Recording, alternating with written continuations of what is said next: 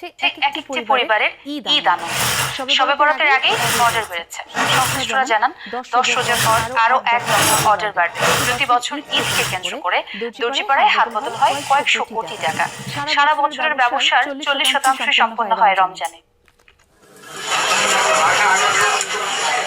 ঈদকে কেন্দ্র করে জমে উঠেছে দর্জি বাড়িগুলোর ব্যস্ততা। ঈদের আঙ্গিকে পোশাক তৈরিতেই ভিড়। অনেকেই আগেভাগে বানিয়ে নিচ্ছেন শখের পোশাক। শবে বরাতের পর থেকে কারিগরদের ব্যস্ততা বেড়েই চলছে। তবে দর্জি বাড়িতে নারীদের আনাগোনা বেশি। সূক্ষ্ম হাতের কাজ, মাপের নির্ভুল কাটিং আর খন্ড খন্ড কাপড়ের একের পর এক পূর্ণাঙ্গ রূপতেই ব্যস্ত কারিগররা। রোজায় কাজ শুরু হয় 10টা থেকে, চলে মাঝরাত অবধি। পুরনো ঐতিহ্য এর প্রতি এখনো আস্থা হারায়নি সাধারণ মানুষ। একেবারে রেডিমেডের একটু সমস্যা হচ্ছে, অনেক সময় গায়ের সাথে ফিটিং হয় না। কাটিং মানে যেভাবে বলি সেভাবে ওনারা করেন।